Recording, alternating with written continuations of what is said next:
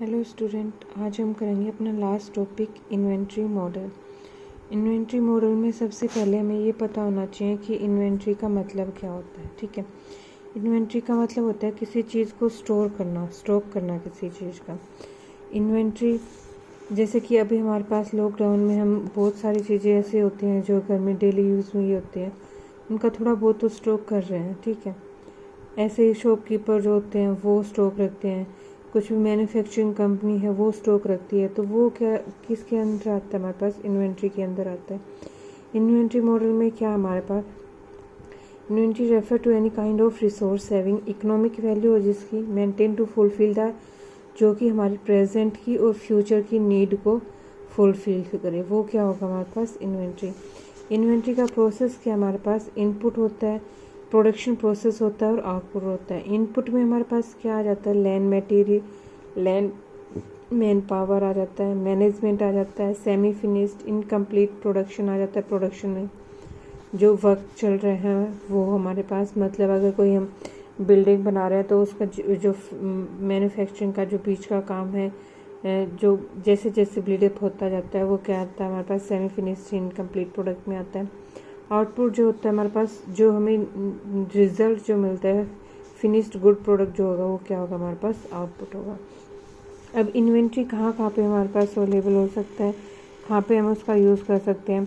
ठीक है, क्या क्या किस किस के अंदर क्या क्या टाइप्स आते हैं हमारे पास? टाइप्स ऑफ ऑर्गेनाइजेशन क्या क्या पॉसिबल हो सकती है जिसके अंदर हम इन्वेंट्री को होल्ड कर सकते हैं। टाइप्स ऑफ मैंने ऑर्गेनाइजेशन क्या होगी हमारे पास? मैन्युफैक्चरिंग कंपनी हो गया, जैसे हॉस्पिटल हो गया, बैंक हो जाएगा, एयरलाइन कंपनी हो जाएंगे हमारे पास। इन्वेंट्री होल्ड कैसे आ जाएगा इसके अंदर? रॉ मटेरियल होना चाहिए हमारे पास, सेमी फिनिश्ड, गुड फिनिश्ड और स्पेयर पार्ट होने चाहिए। रॉ मटेरियल रिक्वायर्ड होना चाहिए हमारे पास, गुड सेमी फिनिश्ड गुड्स होने चाहिए, मतलब जो हमारे पास मटेरियल जो हमें रिक्वायर्ड चाहिए वो हमारे पास अच्छे होने चाहिए। ठीक है, स्पेयर में पार्ट्स होने चाहिए हमारे पास, स्पेयर पार्ट्स होने चाहिए। नंबर ऑफ बेड्स होने चाहिए, number of stocks of drugs होने चाहिए, ड्रग्स का स्टॉक होना चाहिए। हॉस्पिटल की बात कर रहे हैं तो हम स्पेशलाइज्ड पर्सनल्स एक्सेट्रा, मतलब पर्सनल्स मतलब जो डॉक्टर होंगे वो कैसे होने चाहिए हमारे पास? स्पेशलिस्ट होने चाहिए हमारे। बैंक में क्या आ जाएगा? कैश रिसोर्सेज आ जाएंगे। ठीक है, एयरलाइन कंपनी में क्या आ जाएगा हमारे पास? सीटिंग कैपेसिटी कितनी होनी चाहिए एयरलाइंस की, स्पेयर पार्ट कितने होने चाहिए हमारे पास, स्पेशलाइजेशन मेंटेनेंस रॉ पार्ट्स कितना होना चाहिए हमारे पास। ठीक है, उसकी मेंटेनेंस की रिकॉर्डिंग जो होगा हमारे पास, इस टाइप की ऑर्गेनाइजेशन में ये हमारे पास इन्वेंट्री होना चाहिए। ठीक है, इन्वेंट्री का सिंपल मतलब क्या हुआ यहाँ पे हमारे पास? जो हमें स्टॉक में हमें जो रिसोर्स अवेलेबल हो वो क्या होगा हमारा?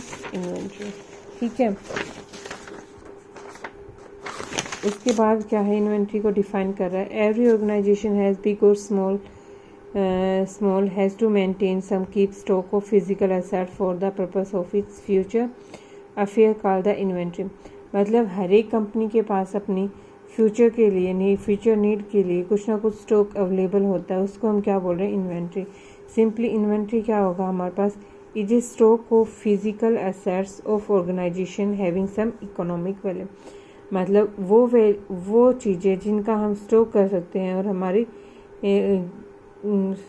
और organization having some economic value, जिसके लिए हमारे पास इकोनॉमिकली कुछ वैल्यू होगा जिसका। ठीक है, इन्वेंट्री इकोनॉमिकल का वैल्यू समझ में आ रहा है यहाँ पे?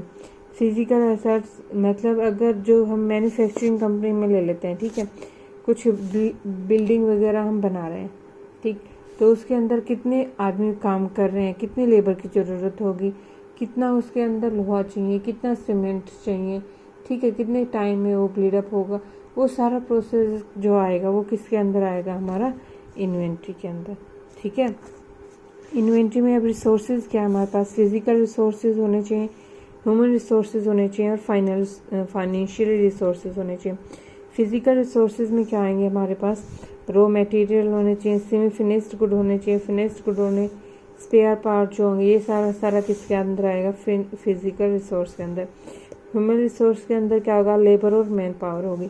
फाइनेंशियली रिसोर्स में हमारे पास अमाउंट से रिलेटेड आ जाएगा, वर्किंग कैपेसिटी को डाल रखा है यहाँ पे हमने। ठीक है, इन्वेंट्री मॉडल में क्या आएगा हमारे पास?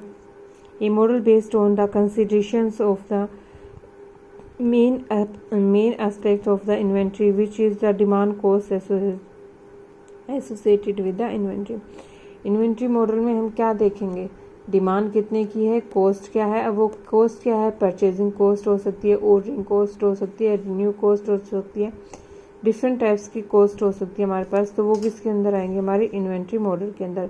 इन्वेंट्री कंट्रोल क्या है हमारे पास, इन्वेंट्री कंट्रोल क्या होगा, जिस भी स्टॉक की हमें ज़रूरत है, किस ऑर्डर पे हम उसको प्लेस कर रहे हैं, कितना ज़रूरत है, ठीक है, वो कितनी इकोनॉमिकली उसकी वैल्यू कितनी है, वो सारा का सारा कितना यूज़फुल है, वो कुछ सारा का सारा किसके अंदर आएगा, हमारा इन्वेंट्री कंट्रोल के अंदर. ठीक है, क्या बोल रहे हैं, inventory control is means in which the material of the correct quality and the quantity, जो भी मटेरियल हमें रिक्वायर्ड है उसकी क्वालिटी भी देखेंगे और क्वांटिटी भी देखेंगे, हमें किस मात्रा में अवेलेबल है, वो किस रिगार्डिंग हमें कितना चाहिए, वो शॉर्टेज कितनी है, ऑर्डरिंग कॉस्ट कितनी है, परचेजिंग कॉस्ट कितनी है, वर्किंग कैपेसिटी कितना है, ये सारा का सारा किसके अंदर आ जाएगा, हमारा इन्वेंट्री कंट्रोल के अंदर आ जाएगा. ठीक है, दस for an enterprising inventory control के लिए जो जो रिक्वायरमेंट है, एसेंशियली पॉइंट जो होंगे वो क्या होंगे हमारे पास, promote smooth and efficient running of business. अब इन्वेंट्री एसेंशियली क्यों है, क्योंकि वो एक स्मूथ एंड एफिशिएंट वे देती है बिजनेस को अच्छे से रन करने के लिए. ठीक है, मान लो अगर हमारे पास हमें नहीं पता है कि कितना ऑर्डर करना है, कितना लेना है हमें, ठीक है, हमारी रिक्वायरमेंट कम की और हमें कोई ज़्यादा सप्लाई कर रहा है, तो उसके लिए हमें पेमेंट ज़्यादा करना पड़ेगा. ठीक है, अगर पेमेंट ज़्यादा करना पड़ेगा तो हमें तो क्या होगा, लॉस हो जाएगा वहाँ पे. तो मतलब एफिशिएंट हमें पता होना चाहिए कि कितना रिक्वायरमेंट है, कितना ज़रूरत है हमें. ठीक है, उसके अकॉर्डिंग हम उसको ऑर्डर करें. तो ये सारा का सारा किसके अंदर आता है, हमारा इन्वेंट्री के अंदर. Promote adequate service to the customer को टाइम टू टाइम सर्विस देना चाहिए. ये हमारे पास यहाँ से इसकी एसेंशियली पॉइंट जो है वो आप कर लोगे. ठीक है, उसके बाद नेक्स्ट क्या हमारे पास, उसके बाद है factor affecting inventory. Factor affecting inventory के अंदर क्या आता है हमारे पास, इन्वेंट्री कॉस्ट आते हैं. इन्वेंट्री कॉस्ट के अंदर आती है फर्स्ट कॉस्ट हमारी सेटअप कॉस्ट. सेटअप कॉस्ट में क्या आता है, कोई भी हम प्रोडक्शन काम कर रहे हैं उसके अंदर सेटअप मतलब मशीनरी जो भी हमारे पास वर्किंग है उसके ऊपर कितना रिक्वायरमेंट है हमें. ठीक है, उसकी मशीनरी के ऊपर कितना पे करना पड़ रहा है हमें. ठीक है, किसी ऑर्डर के ऊपर कितना पे करना पड़ रहा है, वो क्या होगा हमारे पास सेटअप कॉस्ट. ऑर्डरिंग कॉस्ट क्या होगा, किसी भी ऑर्डर मतलब जैसे हम फ्लिपकार्ट और अमेजन वगैरह पे हम अमेजन से या कहीं से भी कोई भी ऑर्डर करते हैं, ठीक है, तो वो क्या होगा हमारे पास, ऑर्डरिंग कॉस्ट होगा हमारा. परचेजिंग प्राइस कॉस्ट, जिस प्राइस पे हम उसको परचेज कर रहे हैं वो क्या हो जाएगा हमारे पास, परचेजिंग प्राइस कॉस्ट हो जाएगा. होल्डिंग या स्टोरेज कॉस्ट में क्या आएगा हमारे पास, होल्डिंग स्टोरेज कॉस्ट में कैरिंग कॉस्ट भी बोलते हैं. होल्डिंग और स्टोरेज में क्या आएगा, जैसे कि जो गोदाम वगैरह है, अभी हमारा जैसे लॉकडाउन में अनाज जो है कुछ लोग अपने घर में स्टोर कर रहे हैं, कुछ अनाज मंडी में देने के लिए जा रहे हैं. तो अनाज मंडी वाले भी जो हैं वो क्या कर रहे हैं, हमेशा ही क्या करते हैं, उस अनाज का एक स्टॉक करते हैं. ठीक है, तो वो किसके अंदर आ जाएगा हमारे पास, होल्डिंग या स्टोरेज कॉस्ट के अंदर. शॉर्टेज कॉस्ट में क्या आएगा हमारे पास, शॉर्टेज कॉस्ट का मतलब क्या होता है कि माल का उतना सप्लाई ना कर पाना जितनी की हमें रिक्वायरमेंट है. ठीक है, मतलब हमें रिक्वायरमेंट ज़्यादा की है और उतना हमारे पास स्टॉक में नहीं है माल, तो वो किसके अंदर आ जाएगा, स्टोरेज कॉस्ट के अंदर आ जाएगा. सेलिंग कॉस्ट या सैलवेज कॉस्ट के अंदर क्या आ जाएगा हमारे पास, किसी भी when the demand of certain commodity is affected by the quantity stocked. Decision problem is based on the profit maximization certain criteria and that include the revenue from the selling. मतलब कोई भी स्टॉक, कितना stock हम कर रहे हैं और उस स्टॉक से हमें कितना प्रॉफिट हो रहा है. ठीक है, उस प्रॉफिट के अकॉर्डिंग हम जो स्टॉक कर रहे हैं वो कितना, ठीक है, वो जो उस सेलिंग वैल्यू कितनी होगी उसकी, मतलब कितनी किस मैक्सिमम प्रॉफिट हो हमें इस सेल पे उसको हमने इस प्राइस पे हमने उसको सेल करना है, ठीक है। तो वो जो सेलिंग कॉस्ट होगी वो क्या होगी, हमारे पास सर्विस कॉस्ट होगी। रिन्यू कॉस्ट के अंदर क्या आता है हमें, रिन्यू कॉस्ट मतलब हम जो भी कॉस्ट होती है हमें उसको चेंज वेंज कर सकते हैं। जो हमारा ऊपर नीचे होता रहता है, चेंज होता रहता है, वो क्या होता है, हमारे पास रिन्यू कॉस्ट होता है। डिमांड जितने की हमें रिक्वायरमेंट होती है, डिमांड क्या हो सकती है, डिटरमिनिस्टिक भी होती है और प्रोबेबिलिस्टिक भी होती है। डिटरमिनिस्टिक में हमें एग्जैक्ट वैल्यू पता होनी चाहिए कि हमारे पास इतने की रिक्वायरमेंट है, ठीक है। वो स्टैटिक भी होती है, मतलब स्टैटिक का मतलब क्या होगा कि वो टाइम टू टाइम हमारे पास कांस्टेंट रहे कि हमें फर्स्ट वीक में इतने की मतलब फर्स्ट वीक में हमें 5 kg की रिक्वायरमेंट है, नेक्स्ट वीक में 5 kg की रिक्वायरमेंट है किसी माल की, ठीक है। But in case of dynamics में कि वीक टू वीक हमारी जो डिमांड है वो रिक्वायरमेंट जो है वो चेंज होती जाएगी। प्रोबेबिलिस्टिक में हमें एक्चुअली भी नहीं पता कि हमें किस चीज़ का कितना रिक्वायरमेंट है, मतलब होप कर सकते हैं वहाँ पे हम, वो क्या होगा हमारे पास प्रोबेबिलिस्टिक में भी क्या आएगा, स्टेशनरी हो सकता है, नॉन स्टेशनरी। स्टेशनरी जो कांस्टेंट होगा, नॉन स्टेशनरी जो हमारे पास कांस्टेंट वैल्यू नहीं होगी। यहाँ से हम कर सकते हैं, ठीक है। उसके बाद आता है आपका ऑर्डर साइकिल। ऑर्डर साइकिल में क्या आता है हमारे पास, the period between the placement of 2 successive order of the inventory is called the order cycle.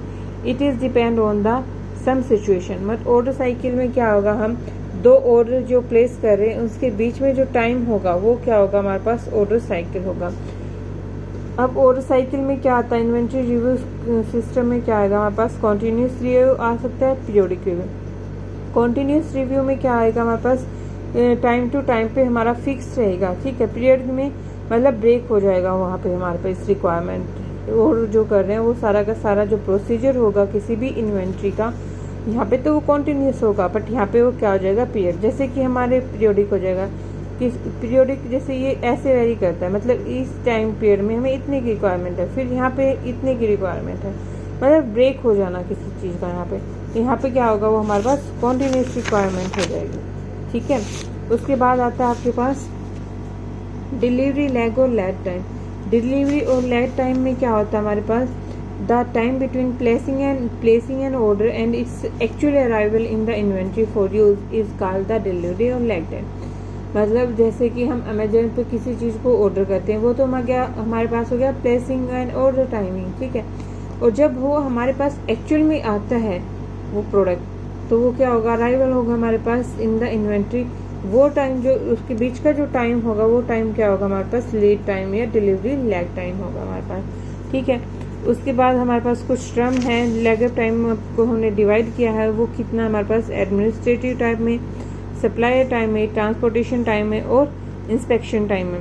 जैसे कि वो हमारे पास जब हम ऑर्डर करते हैं तो ऑर्डरिंग टाइम पूछता है, सेलिंग टाइम हो गया यहाँ पे कि वो उसके बीच में भी हमारे पास कुछ टाइम होता है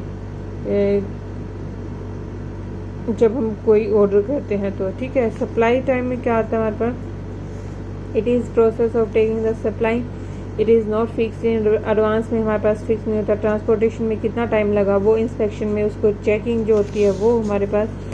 टाइम होरिजन क्या होता है, the time period over which the inventory will be control is called the time horizon, okay. Stock replacement या रेट, किस रेट पे हम उसको चेंज कर सकते हैं स्टॉक को, वो क्या होगा हमारे पास, stock replacement. The rate at which items are added to the inventory is called the stock replacement. कितने टाइम पीरियड के बाद हम उस स्टॉक में ऐड करते जा रहे हैं, ठीक है। रीऑर्डर लेवल में क्या आएगा हमारे पास, the level between minimum and the maximum stock at which purchasing and manufacturing activity must start for replacement is known as the reorder level, ठीक है। वो टाइम पीरियड जो मैक्सिमम और मिनिमम स्टॉक के लिए, मतलब जब हम स्टॉक कर रहे हैं किसी चीज़ को, परचेज कर रहे हैं और उसको स्टॉक कर रहे हैं, तो उसके मैक्सिमम और मिनिमम लेवल के ऊपर जो कॉस्ट होगी वो लेवल क्या होगा, रीऑर्डर लेवल। रीऑर्डर क्वांटिटी क्या होगी,